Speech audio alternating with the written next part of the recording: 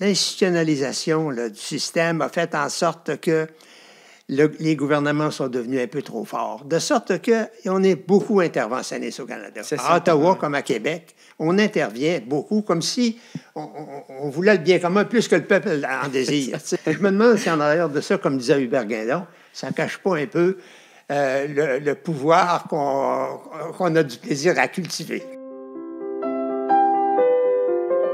Repère avec Louis-André Richard. Roch Bolduc, ou comment mettre en lumière un mandarin resté un peu trop dans l'ombre. Réformateur des structures administratives de la fonction publique québécoise, acteur déterminant des réformes de la Révolution tranquille, Roch Bolduc a été un haut fonctionnaire discret, mais porteur d'un verbe haut, véhiculant des idées tant franches que claires. Je vous convie aujourd'hui à prendre part à une conversation où la sagesse gardienne de notre mémoire collective révèle toute sa richesse. Bonne écoute!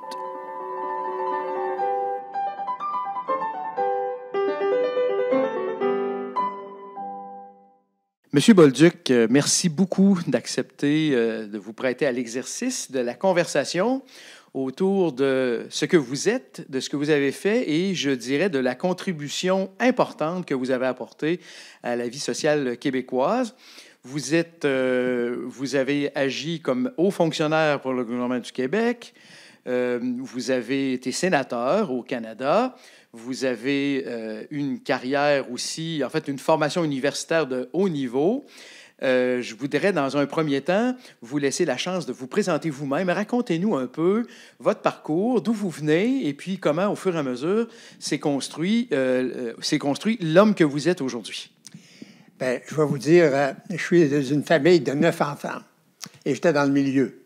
Il y en avait 3 plus vieux puis 4 plus jeunes. Je viens de la campagne pour ça, dans Bellechasse, qui est un très beau comté. Les gens le connaissent point, parlent toujours de la Gaspésie puis de Charlevoix, mais chez nous, c'est beau aussi. Je peux vous dire que quand on est en haut de la côte de Saint-Michel, puis qu'on regarde d'en bas, puis qu'on voit l'église, qu'on voit le petit village, le fleuve Saint-Laurent, l'île d'Orléans, puis les Laurentides en arrière, là, des montagnes en arrière, hey, c'est le paradis. Puis tu retournes à droite, puis d'un coup, c'est le fleuve qui s'élargit vers Berthier.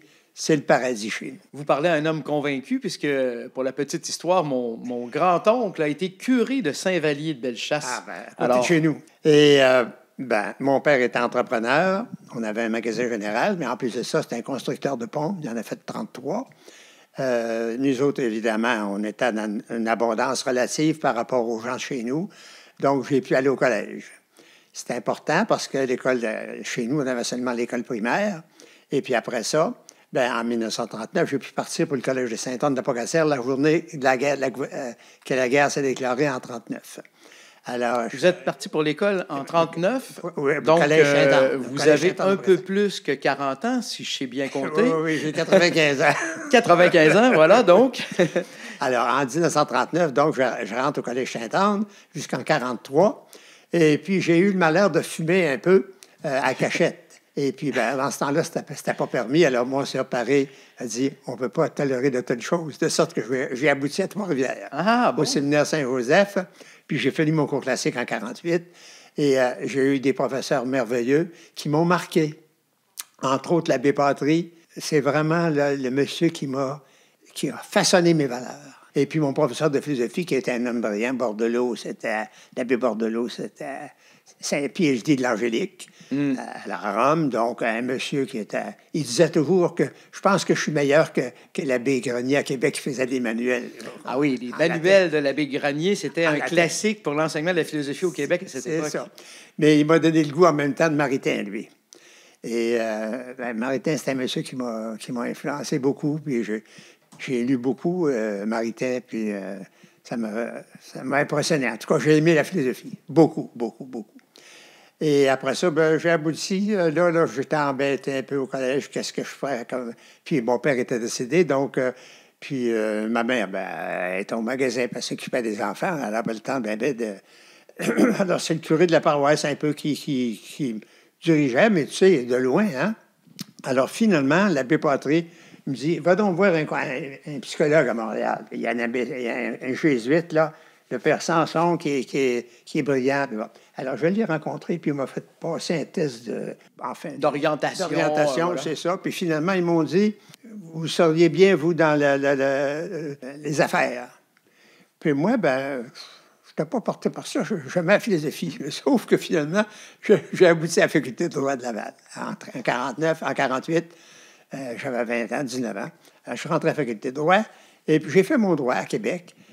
Je n'ai pas tellement aimé ça. Parce que c'était tout axé sur le droit civil. Puis le droit civil, c'est finalement un régime de contrat, puis de responsabilité individuelle, puis le droit criminel, je ne me voyais pas en cours, moi, là, commencer à plaider. Là, ça ne m'intéressait pas. Mon père était un homme d'affaires, et puis il aimait mieux qu'on règle les affaires. Se retrouver au tribunal, ce n'était pas la meilleure voie. Acte de coopération, c'est mieux qu'un procès. Alors, finalement, j'ai fait mon droit, mais en même temps, et ça, curieusement, parce que quand j'étais jeune, en rhétorique ou je ne sais pas quoi, on recevait le journal Le Soleil à la maison, puis il y avait dans Le Soleil les articles de Walter Lippmann, qui était un columniste américain fameux. À l'époque, c'était le plus fameux aux États-Unis. Et je pense que ses articles étaient publiés dans 300 journaux. Et ça portait sur la politique internationale. Puis comme on était dans la période de la guerre, bien moi, ça m'avait bien impressionné de voir qu'est-ce qu'il disait, qu'est-ce qui va arriver après la guerre, puis comment ça va marcher. Puis là, les Américains, les Français, les Anglais. En tout cas, j'étais fasciné par Walter Lippmann. Ça a été, je dirais, un des premiers là, qui m'a fasciné. Alors, si bien que j'ai rentré à la faculté, puis j'ai pris des cours de sciences sociales. La faculté des sciences sociales était à côté de la faculté de droit. Puis ça m'intéressait. Alors, je suis allé là. Et parce qu'on avait, au cours classique, étudié les encycliques. Puis là, j'aimais des questions économiques, mais je ne savais pas trop. Tu sais. Alors, je suis allé là, puis j'ai pris des cours de Maurice Lamontagne en économique. Ah, lui, il m'a ouvert tout un pan de mur. Il arrivait de Harvard. Il était jeune, Maurice, dans le temps. C'était un gars brillant. Peut-être pas le plus grand économiste que j'ai connu, mais un pédagogue extraordinaire. De sorte que j'ai bien aimé ses cours en microéconomique, macroéconomique, politique économique. Puis, durant l'été suivant, en 1949, parce que j'ai suivi des cours dans la montagne 2 ans, mais entre les deux, il y a des cours que je ne pouvais pas suivre en économique. Alors, je suis allé à Harvard passer l'été, à Boston. Il faut le faire à 19 ans, tu sais, tu pars pour Boston à 20 ans. Et je me vois encore là, avec le professeur Yord, qui venait de l'Université Sainte-Gallen en Suisse, mais qui a enseigné à la Harvard durant l'été. J'ai pris des cours en commerce international et puis système économique comparé. Alors ça m'avait fasciné, ça aussi. De sorte que, quand j'ai fini mon droit, c'est sûr que je voulais continuer. Je ne voulais pas arrêter là. Je ne voulais pas pratiquer d'abord, alors je voulais continuer. Et puis, comme il nous avait demandé, là, pour la première fois, parce que généralement, quand tu finissais ton droit, tu aboutissais tout de suite, tu avais ton barreau le lendemain. Mais là, nous autres, le barreau, ils ont dit non, ça prend une année de pratique entre les deux, une année de cléricature. Puis moi, ça ne m'intéressait pas trop, ça, là, tu sais, d'aller dans un bureau d'avocat. Alors, j'ai dit, je vais me trouver un job. Alors, je me suis trouvé un job au ministère du Commerce. Puis ça a été formidable parce qu'on a fait une étude sur la structure industrielle de la province de Québec par produit. L'aluminium, le textile, le transport, l'agriculture, tout ça. De sorte, puis c'était des professeurs de la Faculté des sciences sociales qui faisaient les textes, puis moi, je corrigeais. Parce que j'étais étudiant, là, j'avais 20 ans. Hein? Alors, ça m'a permis de connaître, en plus de Maurice Lamontagne, mais les jeunes professeurs de Harvard, de Laval, Yves Dubé, puis enfin, tout ce groupe-là, qui étaient des gars formidables. Alors, j'ai corrigé ça. Puis André Giroux l'écrivait, qui était le secrétaire du ministre à l'époque. C'est lui qui mettait ça en bon français, tout ça. Alors, on a fait une étude sur la province du Québec qui était formidable. C'est un peu comparable aux études sur le milieu qu'Esdras Mainville faisait avec François Béranger à Montréal. Et donc, ça m'a donné un peu d'argent. Alors, quand l'année était finie... Ça vous a donné un peu d'argent, mais aussi, si je comprends bien, un peu ce qui vous a introduit dans la fonction publique. Oui, c'est ça. Ça m'a permis de voir qu'est-ce qui se passait à l'intérieur, puis j'avais trouvé ça... Je trouvais ça n'avait pas de bon sens. Je veux dire, tu sais, je vois encore le système. Il n'y avait pas de rien dans le personnel, de gestion de personnel. Il n'y avait rien en gestion budgétaire. Les contrats, ça te donnait sur la gueule. Tu sais, Duplessis disait toujours, ma parole, c'est un contrat. Alors, moi, là, face à tout ça, j'ai décidé que je continuais mes études. Alors, avec Maurice Lamontagne, on a regardé des prospectus. Alors, il y avait on pouvait aller au London School dans le temps, en Angleterre, c'était fameux. Et il y a Harvard, évidemment, où j'étais déjà allé, puis il y avait Chicago, surtout. Alors, j'ai regardé les trois, puis l'Angleterre, ben c'était après la guerre, ça, là puis il fallait se chauffer dans l'appartement avec des pièces de monnaie qu'on mettait dans la fournaise. Ça me tentait pas trop, ça. Et puis, Harvard, ben, j'avais passé l'été là, j'avais trouvé ça agréable, mais Chicago, le programme m'intéressait plus, parce qu'en sciences politiques, à Chicago, là, je voyais qu'il y avait une section d'administration publique avec le professeur Leonard White, qui était un monsieur connu à travers le monde. Et il avait été commissaire de la fonction publique à Washington, tout ça. Alors, j'ai opté pour Chicago, et je l'ai jamais regretté, je peux vous le dire, parce que c'était toute une université. Un oasis intellectuel hors du commun. Et les professeurs, je me rappelle les premières journées que je suis arrivé là, au mois de septembre 52, je m'assois pour m'inscrire. Il y a 8-10 professeurs autour de la table, du monde de 60 ans. Tu sais, quand tu as 20 ans, puis c'est du monde de 60 ans qui sont en face de toi. Leonard White, Herman Feiner, Friedman, des personnages, je peux vous le dire. Friedman, grand nom. Hein? Puis c'était connu à travers Léo Strauss. Léo Strauss, c'est moi qui suis prof de philo, je suis sensible à ça. C'était des gens extraordinaires. Alors là, ils m'ont dit... Qu'est-ce que votre choix? Vous arrivez du collège classique parce que Leonard White parlait français, parce qu'il était venu dans le New Hampshire, dans le Mass, mais il passait l'été dans le New Hampshire ou dans le Vermont. Puis il parlait français très bien, Leonard White. Alors, ça a été formidable. Et puis là, il m'a dit, qu'est-ce qui vous intéresse? Puis ça, moi, j'ai dit, je veux... j'ai étudié la fonction publique à Québec, je veux faire l'analyse de la politique, tout ça. Bon, ben, ils ont dit, c'était le chose. Alors, j'ai pris mes cours là. Je l'ai jamais regretté. Ça a été extraordinaire. Une période avec, entre autres, Herman Pritchett, qui était fantastique, puis plusieurs autres dont le temps m'empêche d'en parler. Vous êtes revenu de là avec en poche avec un PhD en sciences sociales? Non, je n'avais pas mon PhD parce qu'il fallait faire la thèse, puis j'ai pas eu le temps. C'est ça. Mais j'avais l'équivalent de ma maîtrise, là, parce que... alors, je suis revenu à Québec. Et je suis retourné au gouvernement parce qu'il m'avait laissé sa liste de paye dans le temps. J'avais travaillé une année, puis pas l'abbé, mais M. Plante, qui était commissaire industriel, m'avait dit « Vas-y pour un an. » là. Il me donnait 100$ par mois, c'était pas la fin du monde, mais pour nous autres, dans le temps, c'était beaucoup. Alors, je suis revenu chez lui, puis j'ai travaillé. Puis là, à un moment donné, il y a eu une commission Tremblay qui s'est établie en 53, 54, par Duplessis, pour une sorte de revision de tous les problèmes constitutionnels du Canada puis l'avenir du Québec. Autrement dit, là, une sorte de groupe d'hommes comprenant la Pérarès, le jésuite qui était fameux, Esdras Mainville, puis le juge Tremblay et les autres. Alors, c'était quelque chose. Puis mon le sous-ministre du ministère du Commerce m'a dit « Je voudrais que tu présentes le ministère du Commerce. » Alors, j'en ai profité pour faire une analyse du ministère, les programmes du ministère. Qu'est-ce qu'on fait dans ce ministère-là? Le bureau de la statistique, le bureau des pêcheries, le commissariat industriel, etc. En fait, tout le tour du ministère. Alors, j'ai décrit tout ça. Puis après ça, j'ai montré que là-dedans, il y avait des faiblesses, qu'on n'avait pas de politique budgétaire, qu'on n'avait pas de politique administrative, je veux dire, au point de vue budgétaire, au point de vue du personnel, au point de vue des achats, au point de vue des contrats, et puis qu'il y avait une grande réforme à faire. Et puis, je m'étais à Chicago, dans le mois de février, je m'en rappelle encore, en 1953, j'étais en train de lire la réforme administrative américaine, l'histoire de la réforme par Leonard White, et puis, je lui ai dit, pourquoi je ne ferais pas ça à Québec, moi? Quand tu avais 2 ans... Il n'y a rien qui t'empêche d'avoir un idéal. Alors, c'est ce que je me suis dit, je vais faire ça. Puis alors, j'ai dit, la façon de faire ça, je vais introduire le monde, je vais montrer qu'il y a des besoins à Québec qui ne sont pas comblés dans la politique administrative. Écoutez, pour ceux qui nous écoutent puis qui sont d'une autre génération, là, on est sous Duplessis, du point de vue. Oui. Et puis, j'ai lu à votre sujet qu'on vous...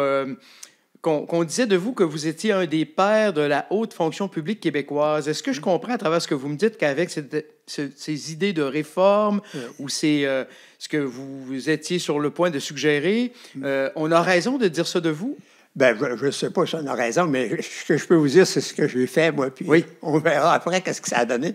Mais Alors, donc, j'ai rentré là, puis là, tout de suite, quand mon produit... Écoutez, je vous arrête une seconde parce que je veux vous entendre tout de suite sur l'opinion que vous avez de Maurice Duplessis, parce que pour les plus jeunes générations, il est associé à une espèce de période obscure de l'histoire du Québec.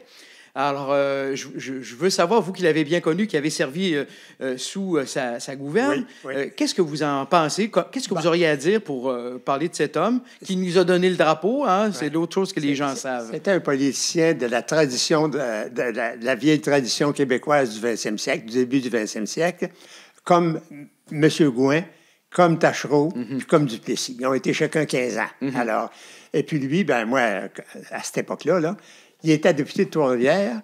Trois-Rivières, c'était un endroit, c'était la capitale du papier journal. Oui. Parce qu'il y avait 3 usines de papier journal à Trois-Rivières. Tout le monde travaillait. C'était l'abondance. C'était le capitaliste à son meilleur. Et puis lui, ben, il vivait bien là-dedans. Qu'est-ce que vous voulez? Alors, pour lui, là, pour lui, c'est comme ça que ça marche. L'entreprise privée s'occupe du développement économique. L'Église s'occupe des hôpitaux et des écoles. Et puis, tout va bien. Puis nous autres, ben, on fait de la rouerie, puis de l'agriculture un peu. On est des cultivateurs. Puis, bon. Alors, c'était donc la politique traditionnelle de l'époque. Et évidemment, pendant cette même-là, parce qu'il y a eu la prospérité a été formidable, les collèges classiques étaient remplis d'étudiants, ce monde-là arrivait, il y en a qui avaient des idées nouvelles. Là-dedans, c'était pas tous des gars qui voulaient aller en médecine puis en droit. Il y en a qui sont allés en sciences sociales, à l'université d'Harvard, à l'université au London School, à Stuttgart en Allemagne, et puis à Chicago. Alors, ces gars-là sont revenus, puis on dit, ça n'a pas de bon sens, la province du Québec. On est encore au 19e siècle. Ça n'a pas de bon sens.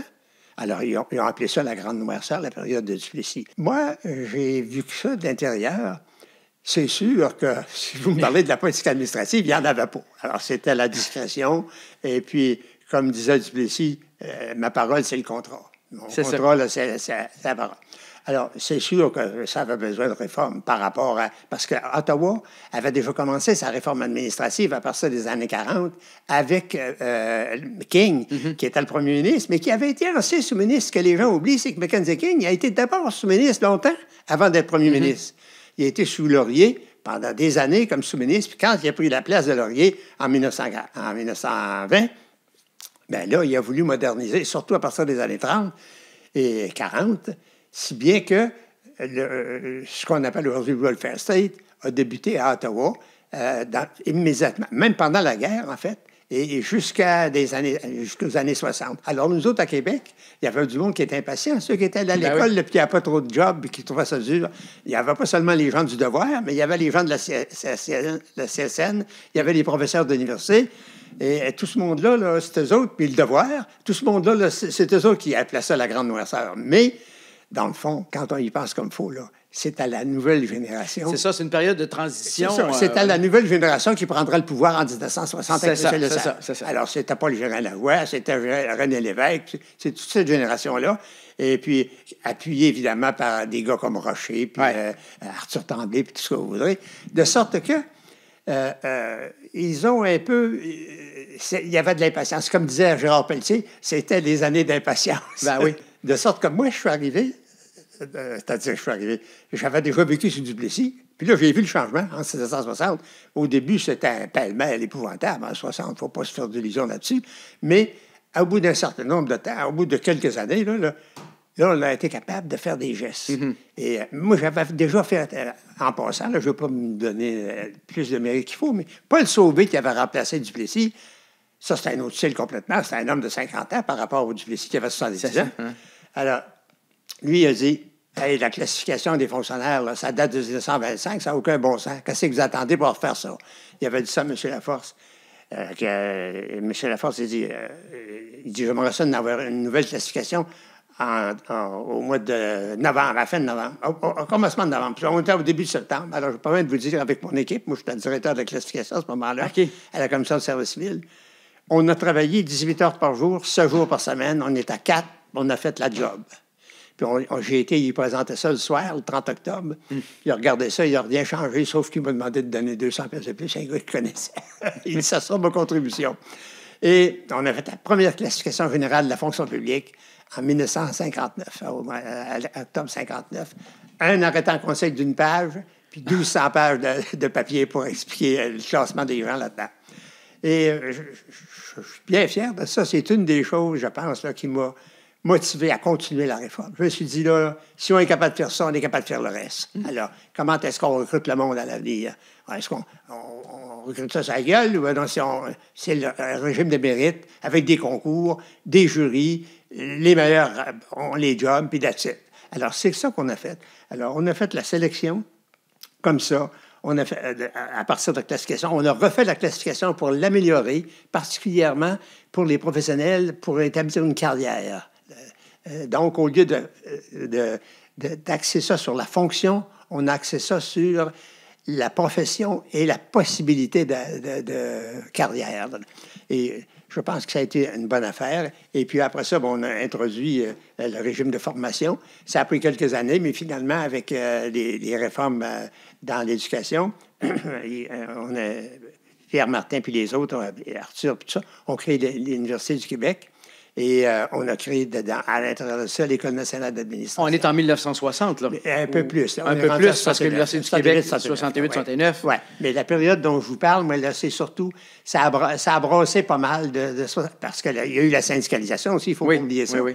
Et la syndicalisation est arrivée en 64. Et puis, finalement, les premières conventions se sont signées en 65, 66. Et là, ça a modifié l'affaire. Là. C'était fini le patronage traditionnel. Et puis là, on a un régime où on rentre dans la fonction publique si on est compétent, on avance si on est compétent. Si ça ne fait pas, on se tasse. Et on a un système de formation, on a un système pour des conventions, pour les conditions de travail, des régimes d'assurance, etc. De sorte que ça a été une réforme qui s'est déroulée là, en partie au début d'une façon un peu... sur le coup, c'est ça, je peux dire. Et puis après ça, ça s'est un peu trop bureaucratisé, malheureusement. Aujourd'hui, on est rendu avec des conventions qui sont pas mal... Il y a pas mal de choses dans les conventions qui, des fois, peut-être constituent des obstacles un peu à la gestion plus efficiente. En fait, au moment où vous décrivez ces choses-là, on est entre 1960 puis 1970. C'est ça. C'est ce que vous avez déjà décrit comme étant la première vague de la Révolution tranquille, c'est ça? Puis elle se termine avec le début des années 70, avec la réforme de Raymond Garneau sur les institutions financières. Pas les institutions financières, mais la gestion financière du gouvernement. Là, on établit pour une première fois une différence entre le vérificateur puis l'analyse budgétaire. Parce qu'au début, dans le temps de M. Duplessis, et puis même au début dans le temps de M. Lesage, il y avait un contrôleur général, et puis il checkait les dépenses avant, puis il ne pouvait pas les checker après pour les vérifier pour l'Assemblée. Alors là, on établit le système qu'il y a un budget, il y a un processus budgétaire, il y a un budget qui se présente en chambre, et puis après, le vérificateur général, qui est le représentant des chambres ou de la chambre, vérifie si tout est correct. T'sais. De sorte que ça a été une réforme, ça, j'attache beaucoup d'importance à ça. Autant que j'ai parlé de la fonction publique, la réforme budgétaire a été extraordinaire. On l'a encore, d'ailleurs, aujourd'hui. Michel Bélanger, là-dedans, qui était mon copain, là-dedans, on était copains ensemble aux sciences sociales. Puis il était secrétaire... du Conseil du Trésor, j'étais secrétaire général associé, mais je continuais d'être sous-ministre de la fonction publique en même temps. Alors, ils ont établi avec Pierre Coulombe 200 programmes. Ils ont programmé le gouvernement là, selon les grandes missions de l'État, et puis de sorte qu'on pouvait voir qu'est-ce qu'on fait, puis qu'est-ce que ça donne. C'est ça qui était l'objectif. Et donc, ça, c'est la deuxième période de la Révolution tranquille. Pendant ces périodes, vous avez rencontré... et travailler en collaboration. Vous me corrigez si je me trompe, là, mais on comprend bien pourquoi vous êtes comme le titre de votre livre que vous avez écrit en 2012 le décrit, un mandarin de l'ombre. Vous êtes un haut fonctionnaire dans l'ombre des politiciens qui sont à l'avant-scène. Parlez-nous un peu de ces grands personnages qui ont façonné la scène politique que vous avez rencontrée. Après M. Sauvé, qui est mort malheureusement 3 mois après avoir été élu. Il n'a pas été longtemps. J'en ai parlé tantôt au sujet de la classification, du plan de classification. Il était M. Lesage qui est arrivé. Alors là, les libéraux, M. Lesage avait été ministre à Ottawa dont le sous-ministre, d'ailleurs, était Maurice Lamontagne, qui était un professeur d'économie. Alors, il arrivait avec la réforme avait déjà été faite à Ottawa avec des hauts fonctionnaires qui travaillaient avec M. King, parce que King, comme je vous ai dit, avait été sous-ministre. Donc, quand il a été ministre, il a nommé une série de gars qui étaient des anciens hauts fonctionnaires. Et c'était des gars formidables. Alors, ils ont fait la réforme fédérale. Et puis, quand M. Lesage est arrivé à Québec, il a dit « Hey, les gars, là, il faut changer ça. » De sorte qu'on a eu un appui de M. Lesage formidable. Pour inconditionnel. Tout le temps. Puis Daniel Johnson, contrairement, qui a beaucoup critiqué M. Lesage, mais finalement, quand il est arrivé au pouvoir, il a fait pareil. Il dit « On continue, on n'arrête pas ça. » Alors, j'ai bien aimé travailler avec ces deux messieurs qui étaient des politiciens professionnels. C'était des gars qui avaient fait de la politique toute leur vie, qui connaissaient ça. Il y avait la psychologie, ils connaissaient la game. Puis, je me souviens, M. Johnson est mort malheureusement très rapidement. Mais j'ai travaillé 2 ans avec lui, puis j'ai aimé ça autant qu'avec M. Lesage. C'était des gars formidables qui comprenaient nos affaires, puis qui avaient une façon de parler au public. Puis, il endossait beaucoup de choses. Puis, je me souviens, moi, quand M. Lesage était là, Johnson était dans l'opposition, puis il posait des questions à M. Lesage, c'est moi qui soufflais la réponse. Puis quand M. Lesage est arrivé, quand M. Johnson est arrivé, c'est M. Lesage qui posait des questions. Moi, je fais des réponses à M.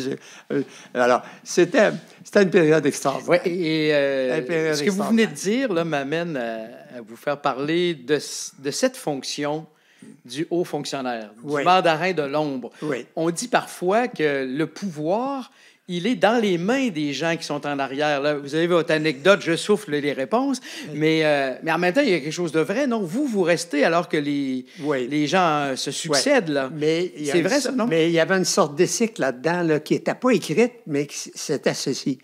C'est l'information puis les avis qu'on donne à notre ministre, c'est confidentiel. Mais si on est compétent, on reste là. Puis si les gouvernements... Peu importe le changement des gouvernements. Mais il ne faut pas commencer à dire « J'ai dit ça à monsieur... » Non. Mais ce que je voulais dire, c'est pas ça. Ce que je voulais dire, c'est que la compréhension que vous avez de l'évolution politique d'un pays repose sur une compétence qui est avérée plus que celui qui accède au pouvoir. Il faut comprendre que ces gens-là, moi, j'avais fait ma vie, j'avais déjà 10 ans d'expérience sur comment ça marche, la machine. T'sais. Alors, M. Lesage, lui, il ne savait pas ça. Voilà. Puis M. Johnson non plus. De sorte que, d'une certaine façon, on apportait une certaine expertise, puis eux autres jugeaient si ça, c'était acceptable pour le public ou pas. Parce que finalement, le rôle du politicien, c'est celui de faire le lien entre le public et puis l'offre qu'on lui fait de la part des fonctionnaires. Mais quelqu'un pourrait dire, parce qu'il y a des gens qui ont une conception peut-être plus malveillante de la politique, on peut dire que travailler dans l'ombre comme ça donne un avantage qui pourrait... vous pourriez manipuler plus facilement par l'information ceux qui sont au pouvoir. C'est sûr. Mais on a aussi une éthique personnelle. Et puis, moi, dans mon temps, là, je pense à Arthur Tremblay, je pense à Michel Bélanger, je pense à Claude Morin, je pense à Jacques Parizeau, je pense à Guy Frigault, puis Jean Marchand. Pas Jean Marchand, mais en tout cas, j'oublie son nom. Ces gens-là, là, on n'était pas là pour l'argent, on était là pour faire ce qu'on pensait qui était de mieux pour la province de Québec. Questions, commentaires ou objections, rejoignez Louis-André Richard à repère@le-verbe.com.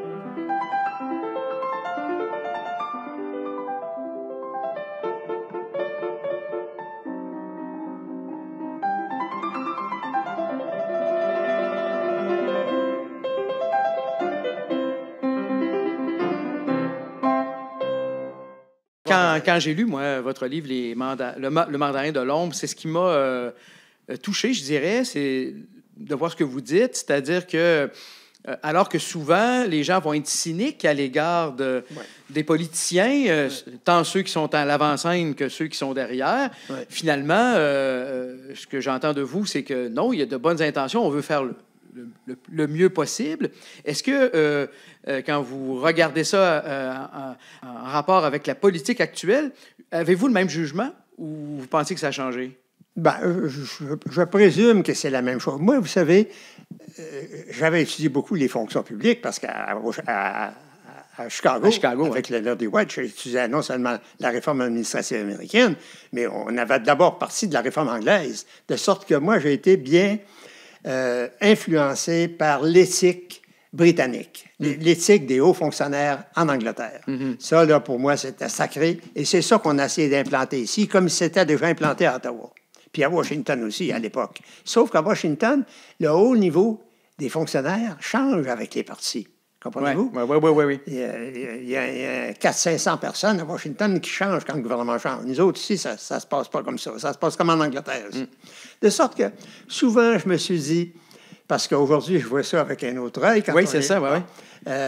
Je pense que notre régime gouvernemental, le britannique, fait en sorte que le gouvernement est un peu trop fort. Surtout quand le gouvernement a une majorité parlementaire, là, c'est un système qui est... que l'exécutif est trop fort, c'est trop puissant. Aux États-Unis, peut-être que c'est le contraire. Il n'est pas tout à fait assez puissant. Quand on voit ce qui se passe aujourd'hui, là, par exemple, c'est triste de voir. Oui, absolument. Ils ont à peine à s'entendre pour faire des choses essentielles. Alors, moi, j'essayais le plus possible de donner un avis mesuré. Mais probablement qu'on...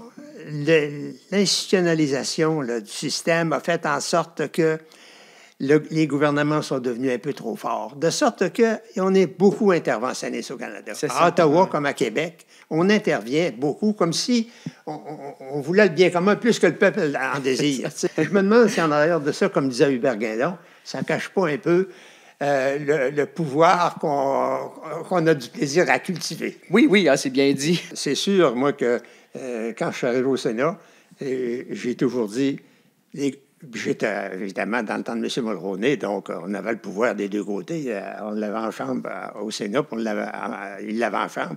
Je disais, hey, nous autres, le Sénat, là, on représente les régions, on représente ci, on représente ça, tout le monde, tout est bien beau, tout ça. Je dis, l'affaire la plus importante pour nous autres, c'est de modérer le gouvernement. Pour qu'il arrête de s'énerver, parce qu'on a fait des affaires à Québec, on en a trop fait. Et finalement, je me dis... Tu sais, la Révolution tranquille, quand on l'analyse, là, objectivement, enfin, dans la mesure où on peut être objectif, je pense qu'on est allé un peu trop vite et puis qu'on avait une croyance un peu trop démesurée dans notre propre capacité de faire des choses.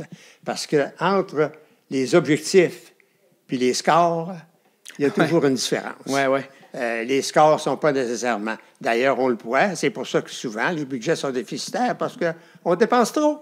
Tu sais, les gens, on veut le bien commun plus que le monde le veut, des fois. Et en tout cas, moi, mon expérience, là, après bien des années, c'est qu'il faut être plus modéré que ça.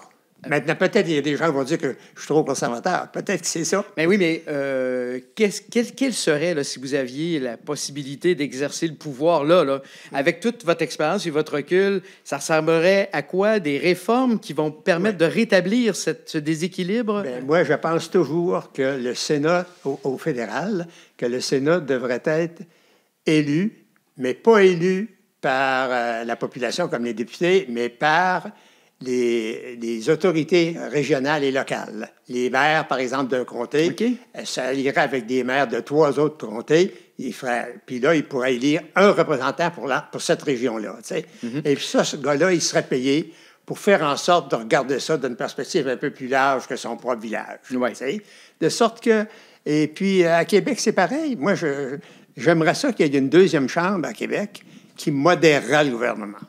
OK, donc c'est-à-dire qu'une deuxième instance de réflexion avant de décider que telle politique, c'était à l'affaire. Parce que nous autres, dans notre temps, là, je ne vous cacherai pas, il y a des matins, là, on se levait, on rédigeait le projet de loi, puis dans l'après-midi, il passait en chambre, puis le soir, c'était réglé. Ça, là, ça n'a pas de bon sens. Non. Puis on l'a fait.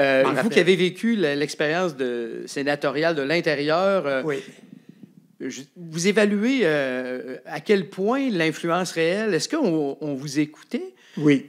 Pour la peine? Là? Oui, les gens ont une très mauvaise image du perception, Sénat. Hein, c'est ça. Probablement parce que la moitié du Sénat sont mal nommés. Tu sais, je veux dire, le gouvernement, c'est le premier ministre qui nomme les sénateurs. Ça, Je ne critique pas les premiers ministres, mais la nature humaine étant ce qu'elles sont, Ils nomment des amis de temps en temps. Des Puis les amis ne sont pas récompenses, nécessairement des hommes compétents pour ouais. faire la job.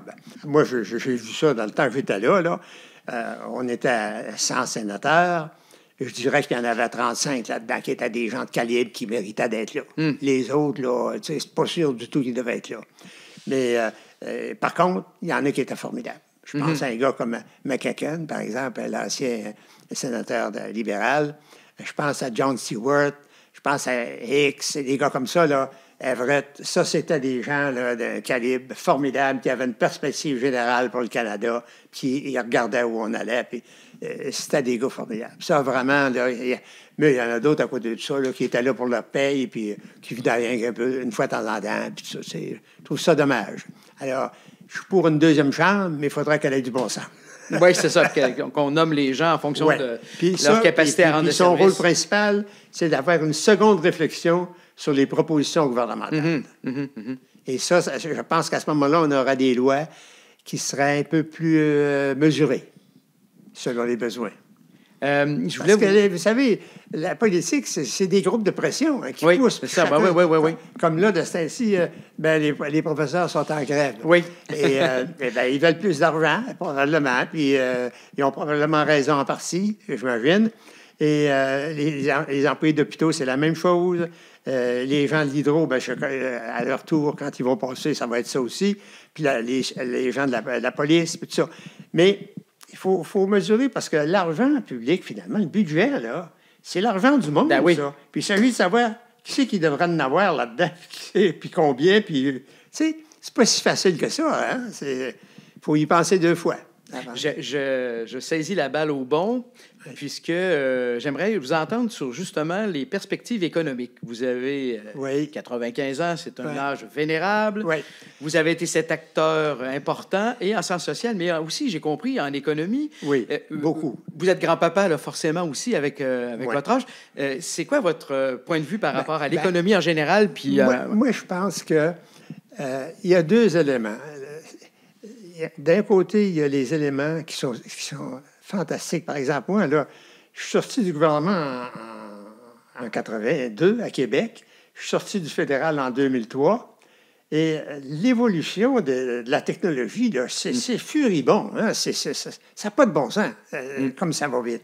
Hey, nous autres, là, quand je suis arrivé au gouvernement, moi, je me rappelle, en 1960, c'était les cartes punchées. Là. On punchait les cartes. Oui. Et après ça a été les ordinateurs en 1960. Savez-vous ce que c'était qu'une 360? C'était un mur complet. Ça prenait une chambre. Ouais. Aujourd'hui, il y a des puces, comprenez-vous, on ne les voit même pas tant qu'elles sont petites. c'est vrai, tout à fait. Alors l'évolution technologique, ça, c'est un facteur incroyable.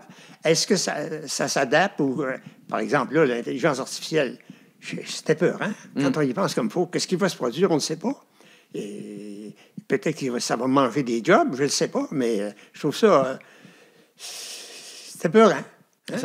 Ça va très vite. Si je me permets une petite parenthèse, comme je suis professeur dans la vie, ça a changé, l'intelligence artificielle, avec une technologie qui s'appelle le ChatGPT. Ça a eu un effet direct, nous, dans les classes, alors qu'on faisait faire des travaux à l'extérieur, qu'on a vu que le logiciel permettait de faire des travaux, faire les travaux par la machine, et pour en avoir tenté d'en corriger, on pouvait facilement se méprendre. L'ensemble des informations a été codifié. C'est ça. Tout ce qui s'est dit depuis 200 ans, ça a tout été codifié aujourd'hui. Ouais. Alors, à un moment donné, il s'agit de prendre un certain nombre de codes là-dedans, puis de faire un algorithme avec ça, puis bingo. Voilà. La réponse sort. Hein? Ouais. C'est incroyable, puis ça va d'une vitesse fulgurante. Alors la question, c'est sur l'économie. Hein? Là, vous faites un lien entre l'essor technologique et puis la situation économique. Le régime capitaliste, comprends-tu, avec la concurrence, ça force à l'innovation. Oui. L'innovation se fait d'abord par la technologie. Voilà. Puis bon. Alors, ça, d'un côté, ça pousse pour la croissance. Puis en même temps, il faut regarder l'autre côté. Où les bénéfices de cette croissance-là vont aller à qui? Est-ce que ça va être à tout le monde? Puis c'est combien aux ingénieurs, puis combien aux techniciens, puis combien à l'employé? C'est difficile de dire ça. Et moi, ce qui me frappe aujourd'hui, c'est qu'avec l'investissement qui a été fait par les gouvernements, entre autres, parce que les budgets aujourd'hui, c'est rendu que c'est précisément 50 par le gouvernement puis 50 par le peuple. Les gens dépensent leur propre argent pour la consommation, mais le reste, c'est le gouvernement. Je pense qu'on est allé un peu trop loin dans ce sens-là, de sorte que il n'y a pas assez de... Le capital n'est pas encore... Les gens sont dépossédés un peu d'une partie de leur capital, puis le gouvernement, avec ça, fait ce qu'il peut. Mais quand on regarde, par exemple, ce qu'il fait dans la santé, moi, je ne suis pas trop impressionné, là. Tu sais, par exemple, on a postulé avec l'assurance santé. L'assurance hospitalisation, ça va, ça peut dire. Tu sais, l'assurance, les gens n'ont pas le moyen d'aller à l'hôpital, etc. Bon. Mais l'assurance santé, ça veut dire que c'est l'équivalent. En payant tout, comme on fait le système actuel, ça veut dire que les gens sont pauvres, que la majorité du gens, puis que la majorité, plus que la majorité, le monde est pauvre. C'est pas vrai, ça. Hey, faut regarder dans le chemin. C'est plein d'autos qui entre 30 et 50 000 $. Il y en a, c'est plein. Il y en a 2 par famille de ça. Puis les gens ont des maisons de 400 000 $. Alors, arrêtez de me dire que tout le monde est pauvre. Alors, moi, je dis, pour la santé, là, on devrait s'occuper des vrais malades qui sont vraiment, qui ont des gros problèmes. Ils sont indigents aussi. Oui, là, puis voilà, alors ceux-là, on ne devrait pas assurer tout le monde. Je ne vois pas pourquoi, moi, là, Roch Bolduc, que je serais assuré. Pourquoi je serais assuré, moi? Je suis capable de payer. Oui, non.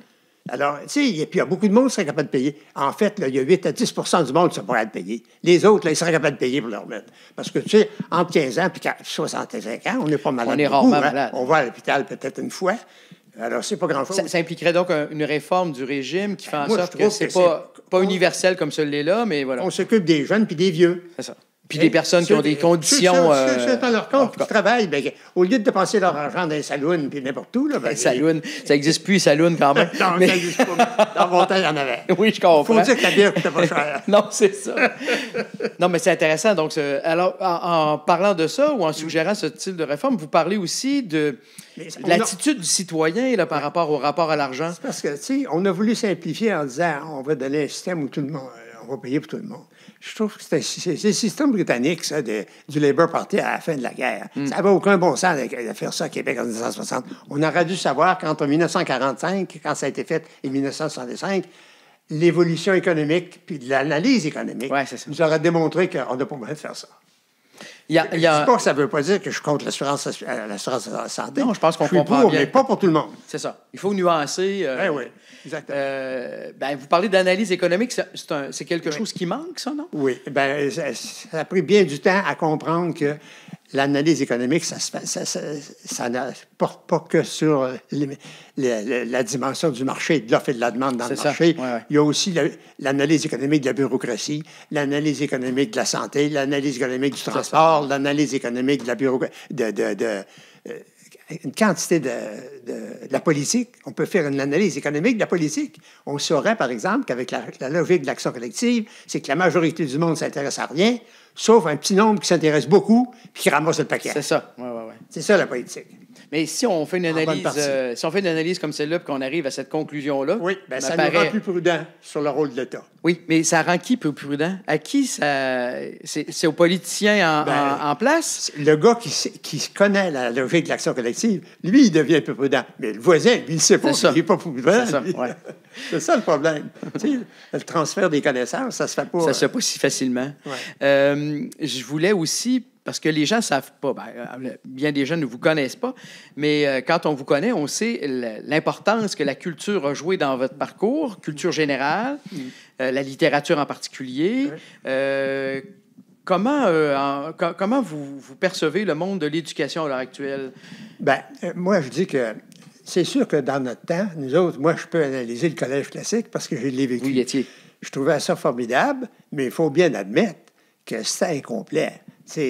Nous autres, ce qu'on a fait, c'était le français, l'anglais, le grec, le latin, autrement dit, les fondements occidentaux de la culture en Grèce d'abord avec Aristote et puis tous les sages de la Grèce, après ça les Romains, et puis un petit peu les Anglais après. Puis ça. Bon, c'était formidable, mais... c'était une option, dans le fond. Tu sais, moi, quand je suis arrivé à l'Université de Chicago, je me suis rendu compte que dans le collège, il y avait un collège et l'université. Ouais. Au collège, ben, il y avait des options. Alors, il y avait une option classique, trompons-nous pas là-dessus. Là. Il y en avait des gars qui connaissaient Aristote à Chicago aussi. Bon. Mais il y en avait aussi qui connaissaient Keynes, puis il y en a d'autres qui connaissaient Adam Smith, puis il y en a d'autres qui connaissaient Danton. C'était un régime d'options beaucoup plus complet que ce qu'on avait ici. Mais ici, évidemment, il faut comprendre que c'est l'Église qui avait mis sur pied les collèges classiques. Et puis, ben, elle formait d'abord ses futurs membres. T'sais. Donc, notre collège, là, ça nous facilitait l'étude de la philosophie, puis finalement, la théologie pour ceux qui voulaient être prêtres. Moi, dans mon temps au collège, là, j'ai fini en 1948, moi. On était à 42 ou 43. Là-dessus, il y en avait une quinzaine qui sont entrés en religion, donc le tiers à peu près. L'autre tiers est allé en médecine, puis l'autre tiers est allé en droit, en commerce, en ci, puis en ça. Alors, vous voyez... Puis aujourd'hui, c'est sûr qu'avec l'ouverture des années 60, les options dans les collèges aujourd'hui, j'en reviens pas de voir la variété des programmes puis des spécialisations. Puis, alors, c'est sûr qu'on a progressé, il n'y a aucun doute là-dessus, il n'y a pas de doute là-dessus. Est-ce que la société est plus sage qu'elle était? Ça, je ne le sais pas. C'est ça, oui. Mais c'est certain que... Donc, voilà pour l'éducation. Vous avez parlé là, des deux vagues de la Révolution tranquille. Oui. Par rapport à la situation politique actuelle, par rapport à nos choix de société, sur, je dirais, justement ce qui concerne le bien commun, il me semble, mais vous me corrigerez, que cette notion de bien commun est un peu passée sous le radar dans notre façon de concevoir la société en général, c'est-à-dire l'idée de poursuivre un bien qui se dessine autour d'une œuvre commune. Et il me semble qu'on est dans un individualisme qui interfère avec ça. Je me trompe? Savez-vous, ça répond un peu, ça, au fait que le welfare state là, qu'on a établi avec Ottawa d'abord, puis à Québec en plus, il est épuisé aujourd'hui. Quand vous êtes rendu que 45 de votre argent passe par les budgets des gouvernements, ben, vous avez épuisé un peu le welfare state. Qu'est-ce que vous voulez faire de... Dans notre temps, là, quand je parle de mon temps, dans les années 40, 50, c'était des grands pans de mur qui étaient à bâtir. Mais là, on est rendu dans le détail. Là, on se demande si on va mettre une assurance pour ci et une assurance pour ça. Hey, les assurances, là, on a des assurances à peu près sur tout maintenant. Ouais. Je trouve que je regarde un peu ce qui se passe en politique, là, puis je trouve qu'on tourne en rond beaucoup. T'sais, des vraies manœuvres de fond, j'en vois pas. Honnêtement, peut-être que je ne vois pas clair, mais en tout cas, j'en vois pas beaucoup. Là. Mais il n'y a peut-être pas d'espace non plus pour ça, parce que, le système aujourd'hui, c'est l'État-providence. Oui, je ne sais pas si je traduis bien ce que vous dites. Encore une fois, vous me corrigerez. Mais pour l'anecdote, cet été, pour la première fois de ma vie avec mon épouse, nous sommes allés visiter Manic 5. Et à la visite, je suis sorti en disant, mais où elle est cette fierté de s'adonner un grand projet? Là, on se bat avec le tramway, le troisième lien. Puis il me semble qu'il y a quelque chose derrière ça. Il y a quelque chose qui manque dans l'éthos de la nation. Je ne sais pas si je me trompe, mais je réfère encore à ça. Le Manic 5, ça m'apparaissait comme étant, dans les années 70, là, tout le monde met l'épaule à la roue, on fonce. Ça va coûter cher, bien sûr. On n'a même pas l'expertise. C'est ce qui a créé des sociétés comme SNC-Lavalin, des trucs comme ça. On avait un projet, un but, on construisait, puis après ça, on était fiers. Ouais. À part de ça, il faut dire aussi que c'était à la période où les Canadiens français allaient à l'école pour vrai. Oui. Avant ça, là, moi, à Saint-Raphaël de Bellechasse, quand je suis parti de Saint-Raphaël en 1939, la majorité de mes confrères, mes petits gars de mon âge, de 10 ans, 11 ans, 12 ans, là, ils partaient pour les États-Unis. À Saint-Raphaël. Les 4-5e sont allés aux États-Unis. C'est pour ça que je connais la Nouvelle-Angleterre. Autant que Bellechasse, que tu veux, le Mass et le Connecticut, pour moi, là, c'est mes voisins. Et tous mes chums sont là. De sorte que ça a beaucoup changé, ça. Avec l'ouverture des années 60, là, le monde s'est scolarisé beaucoup. De sorte qu'aujourd'hui, vous avez une variété de spécialisations. Puis quand vous avez une variété de spécialisations, vous avez une variété de points de vue qui est immense. C'est pas facile aujourd'hui. L'identité de chacun, là, c'est son identité propre, puis le voisin, c'est d'autres choses, puis un autre, c'est d'autres choses. De sorte qu'il y a quelque chose de commun, mais c'est pas évident. Là. On a la misère de définir ce commun-là. Oui, j'ai oublié tantôt, d'ailleurs, de vous parler beaucoup. On a bureaucratisé l'affaire. Oui. Notre génération, là, on a fait la réforme de la politique administrative, mais en même temps, on a bureaucratisé la machine. Et ça, je trouve qu'on est emporté pas mal aujourd'hui là-dedans. Mais ça, c'est dur de revenir en arrière. Enfin, oui, bien, les intérêts acquis là, sont là, puis il n'y a plus moyen de toucher à ça. Quand on lit le Mandarin de l'ombre, à la fin, vous permettez de dire « Je ne suis pas philosophe, mais... » J'ai quelques réflexions. Il y a 3 réflexions et j'ai le goût de vous les relancer pour voir comment vous y réagissez aujourd'hui. Vous dites d'ailleurs, ça, j'ai trouvé ça intéressant, chacun est le produit de son temps. Oui. Ah, puis c'est vrai. Ça reste vrai, non? C'est tellement vrai, ça. Ah, c'est peut-être c'est pas moi qui l'ai inventé, mais c'est une des choses les plus vraies que je pense que je peux imaginer. Je pense à ça, là. Je vais vous prendre l'exemple des encycliques. Oui. Quand Rerum Novarum s'est fait en 1873, le pape Léon XIII, là, il vivait l'économie anglaise en croissance là, avec les ouvriers maltraités puis mal payés, puis tout ce que tu voudras. Puis franchement, c'était l'enfer, l'Angleterre, à l'époque, avant la croissance économique. Mais pendant cette période-là, alors il a fait, lui, il a donné un coup de barre là-dedans. Hein? Bon. Puis après ça, Quadragesimo Anno arrive, et puis là, c'était une autre perspective où on dit, on est contre le socialisme, mais ils ne disent pas qu'on est contre l'entreprise. Ils disent, on est contre le socialisme, après ça, on est contre le communisme, puis tout ça, parce que c'était une autre période de l'année. Puis aujourd'hui, les derniers papes, là, eux autres, ils voient ça d'une façon pas mal différente. Là. Moi, je regarde notre pape actuel, là. Je suis impressionné. Je dois vous avouer que c'est pas facile hein, pour un monsieur qui vient de l'Argentine. Absolument, oui. Puis à un moment donné, il vit l'Europe. Puis il vit les conflits qu'il y a un peu partout à travers l'univers, de voir clair. La perspective change. Alors, même pour les papes, qui sont les gens parmi les plus sages qu'on a connus, en tout cas, ils valent n'importe quel cabinet de ministre. Oui, c'est ça. Les gens parlent toujours des évêques, c'est comme si c'était... les évêques, là, ça vaut des ministres n'importe quel temps. Moi, j'ai connu les deux, je peux vous dire ça. Et je regarde ça, puis je me dis, c'est pas si facile que ça, là. C'est compliqué. Mm-hmm. Alors donc, quand vous dites que chacun est le produit de son temps, je comprends bien que les conditions de l'époque conditionnent l'expectative qui va suivre. Là. Oui, les Anglais, ils ont bien des défauts, mais ils ont une affaire que les Français n'ont pas, je pense. Il y avait une sorte d'empirisme dans la façon de voir les choses en Angleterre, à partir de David Hume, puis de tout ce monde-là, puis de John Locke.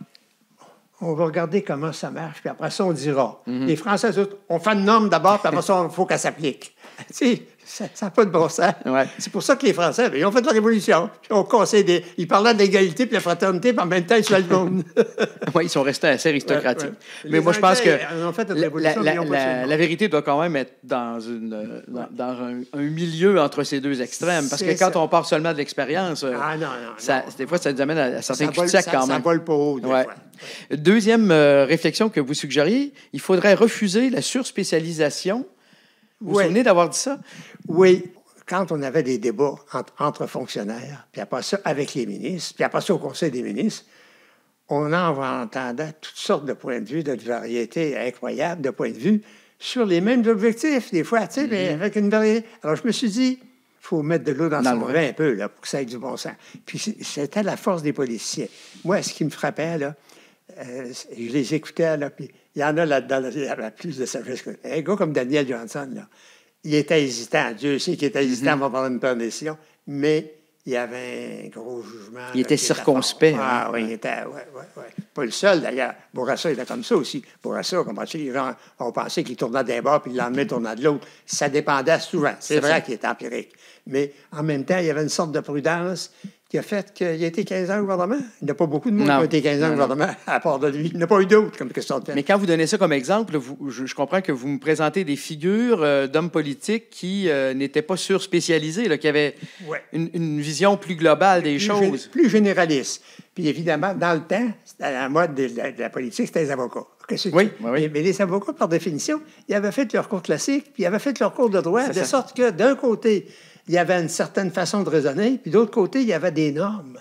Un certain nombre de normes, soit des normes ecclésiastiques ou soit des normes philosophiques. Oui. Tu sais, alors, ça aide. En tout cas, moi, j'ai toujours trouvé que... Je ne dis pas que les ingénieurs n'ont pas de jugement. Au contraire, il y en a beaucoup qui ont un bon jugement. Mais trop spécialisé, là, tu finis par voir un peu à côté de la traque, des fois. En fait, ce que je comprends bien, c'est que... Dans l'interne du 20e siècle. Oui, mais il faut retrouver, me semble-t-il, les codes de ce qu'on appelait l'éducation libérale. C'est ça, et puis c'est vrai que chacun dans sa spécialité, il faut qu'il y en ait, forcément. Mais, en tout cas, quand le cours classique a été aboli au profit de l'éducation gratuite publique, le collégial, où je travaille, a conservé l'idée de la philosophie pour tous, parce qu'il y avait cette idée de dire il faut trouver la philosophie, l'histoire, la littérature pour assurer le contrepoids à la surspécialisation. Tout ça pour connaître l'homme. Oui, l'homme, c'est un mystère. Qu'est-ce que vous voulez? Chaque homme est une révolution, comme disait Malraux. De sorte que c'est tellement complexe. Hein? C'est tellement complexe quand on y pense comme il faut. C'est pas facile d'y voir clair, tu sais. C'est pas facile. Puis après ça, la réalité, comment apercevoir la réalité? C'est difficile de percevoir la réalité. Absolument, oui. Il y a des mouvements sociaux qui grondent en dessous de la terre avant de déboucher. Tu sais. Puis il y en a d'autres qui sont à la surface. Alors, c'est pas facile, je peux vous dire. Tout à fait. Oui, puis moi, j'ai vécu ça à Ottawa comme à Québec. Puis je regarde aujourd'hui, puis je me dis, bon, ben, Mackenzie King, là, il avait pas mal de sagesse. Il avait vu des choses, puis il avait de la sagesse. Puis pendant la guerre, ce que les gens ne savent pas, c'est quand Roosevelt avait un problème parce qu'il y avait une grève à Détroit, c'est Mackenzie King, des fins de semaine, qui allait régler ça. C'est ça. Le dernier item que vous aviez mis dans le livre, c'est les valeurs. Oui, ça. Pour moi, c'est la base. Mais je vais faire un peu l'avocat du diable. En philo, moi, je suis un peu allergique à cette notion de valeur que j'oppose à celle de vertu. Je comprends très bien, là, mais parmi, là, je dirais aujourd'hui, c'est un centre d'achat, les valeurs. Là. Et puis, il y a des valeurs qui sont admises par tous, mais c'est de façon très superficielle. Tout le monde est pour la tolérance. On ne peut pas être contre la vertu, disait-on à l'époque. Quelles sont pour vous les valeurs phares, là, absolument essentielles? Moi... Peut-être que je suis un peu conservateur, là, mais d'abord, c'est la vie. Hein? Je parle bien des valeurs. Après le bon Dieu, là, c'est la vie. On a la vie. Puis après ça, c'est la liberté. La liberté, ça permet à chacun de se développer selon un peu ses croyances, ses idéaux, etc., puis faire ce qu'il peut dans la vie. Ça, je trouve que c'est très important. Puis c'est la liberté non seulement au point de vue politique, là, c'est-à-dire qu'on a un régime démocratique, etc., de la règle de droit, mais aussi la liberté économique. Et puis, il faut laisser les gens... Puis c'est pour ça que j'ai toujours été pour la décentralisation, moi, parce que je pense que ça permet à tout le monde, à plus de monde, de participer aux décisions. L'erreur de la Chine, par exemple, là, je regarde ça, je vais chercher ça loin. Là, mais ça m'inquiète de voir qu'un seul homme est en haut, là, puis il décide pour 1,5 milliard de population, qu'est-ce qui est bon pour eux autres. Hey, où est-ce qu'il prend ça, lui? Où est-ce que c'est qu'il voit plus clair que le voisin là-dessus? Pas facile de savoir ça. Alors, pour moi, les grandes valeurs, c'est ça, puis la famille, puis, évidemment. La famille, c'est... Qu'est-ce que tu veux? On est comme on est, puis... La famille, pour moi, c'est fondamental. En tout cas, c'est certainement l'élément structurant de la société. Elle est amochée aujourd'hui, la famille, mais quand même. Oui. Non, mais ce sont les valeurs qui sont... D'ailleurs, alors, si je comprends bien, l'ordre, c'est Dieu, la liberté, la famille. La vie, pardon, excusez-moi, je me suis trompé. C'est Dieu, la vie, la liberté, la famille. Oui, entre autres. Vous connaissez... Il faut faire son possible dans la vie. Pour rendre service. Le bien commun, c'est quelque chose. C'est ça, oui. Et il y avait cette... sans savoir que vous alliez répondre ça, il y a vous connaissez cette citation de Platon dans la République qui dit que l'excès de liberté ne peut tourner qu'en excès de servitude pour un particulier aussi bien que pour un État. Alors, je comprends bien que dans la hiérarchie que vous établissez, la liberté ne peut pas être la valeur absolue, parce que Platon déjà avait vu les risques que ça comportait. Oui, et puis il y a une limite à tout. Hein? C'est comme la vertu, à un moment donné. Oui, c'est ça. Il y a une limite un peu à tout. Et c'est pas facile de mesurer ce qui convient à tel moment, tel moment, tel moment. Roch Bolduc, notre conversation tire vraiment à sa fin. Je vais encore une fois saisir la balle au bon puisque vous parlez des livres. Je termine toujours les conversations avec les personnes que je rencontre en vous soumettant au questionnaire d'Alan Bloom, qui était lui-même le disciple de Léo Strauss, dont vous avez assisté à quelques séminaires à l'époque. La sagesse par excellence. Voilà. Alors, Alan Bloom disait, si vous aviez à suggérer la lecture d'un livre, mais un seul livre, une recommandation où le lecteur ne pourra pas lire autre chose que le livre que vous lui suggérez. Et quel est ce livre et pourquoi? D'abord, je dirais c'est l'Évangile selon Saint Jean. Selon Saint Jean. Oui. Mais après ça, dans le monde moderne, puis dans le monde laïque, puis tout ça, c'est sûr que Saint Thomas puis Aristote, c'est sûr, ça c'est mon collège classique qui me dit ça. Mais Maritain, pour moi, c'est quelque chose. Puis Raymond Aron, c'est quelque chose. Ouais. Puis, mais le premier, c'est l'Évangile selon Saint Jean. Vous avez le droit, là, quand même. Et pourquoi Saint Jean? Parce que des quatre évangélistes... Parce que l'Évangile selon Saint Jean, ça couvre tout. Oui, oui. Ça couvre tout. Et puis, pour moi, c'est ça. C'est peut-être le plus spéculatif des apôtres. Je me rappelle de l'abbé Gélinas au séminaire qui avait un doctorat de l'angélique aussi. On avait deux professeurs de philosophie, tous les deux de l'angélique. Et puis, il y avait l'Évangile selon Saint Jean dans sa petite poche. Ah oui. 24 heures par jour. Et je voudrais vous dire un peu allez-y. Les mentors. Oui. Les gens qui nous ont influencés. Oui. Moi, là, j'ai été chanceux. Écoutez, juste que c'est la troisième question. Fait que la troisième question, c'est justement, y a-t-il un mentor, une figure inspirante? Allez-y. Oui. Bien, les mentors, dans mon cas, j'en ai eu qui m'ont aidé à me développer, comme je pense à André Patry, par exemple, dans la politique internationale, Walter Lippmann, ça, c'est des gens qui m'ont influencé. Je pense à Hubert Guindon, à l'Université de Chicago, en sociologie. Il m'a montré comment regarder l'univers, les sociétés. Ça m'a tellement influencé, ça, c'est pas possible. Maurice Lamontagne, c'est clair. Alors, on a un petit peu, chacun un peu ses mentors. Et je dois dire que dans le monde... Puis j'ai eu des chums dans le fonctionnalisme qui étaient extraordinaires. Je pense à Arthur Tremblay, je pense à Michel Bélanger, puis tout ça. Ça m'a fait... Mes politiciens, on en a parlé tantôt, c'est des gens qui m'ont influencé. Et... vous en avez un politicien, mettons, dans toute la gang? Là, non? C'est très difficile. Oui, c'est ça. C'est des questions embêtantes. Je suis embêté de vous répondre. Mais c'est sûr que Louis Saint-Laurent viendra pas mal haut dans mon estime. Ah, OK, bien. C'est certain. Et puis, l'autre question d'Alan Bloom, c'est un film. Vous avez, dans tous les films que vous avez vus dans votre vie, un qui vous a marqué au point de dire ce serait le film à voir. Je me souviens de Casablanca, par exemple. Oui. Humphrey Bogart, et puis dans le temps. Mais ça, c'est des films des années 40. Il y a des classiques là-dedans. La Casablanca, c'est un classique. Formidable. Puis The Bells of St. Mary's. Bon, écoutez, on va se quitter ici. Je vous remercie énormément d'avoir accepté la conversation. Je pense que ça va être utile pour les jeunes personnes qui ne vous connaissent pas et qui vont comprendre à travers ce que vous avez dit que le Québec s'est pas construit tout seul et que vous êtes de ceux qui ont mis une pierre importante à l'édifice. Merci beaucoup. Bien, merci à vous.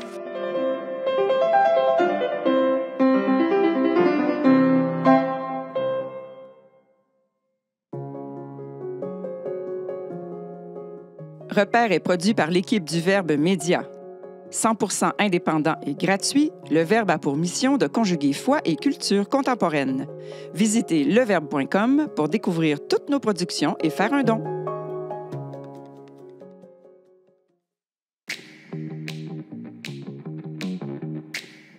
Qu'est-ce que Jésus, les multivers, le Seigneur des Anneaux et les couches de bébés recyclables ont en commun? Ils se retrouvent tous au balado On n'est pas du monde. Animé par l'équipe du Verbe Média, chaque épisode conjugue foi chrétienne et culture contemporaine avec intelligence et humour.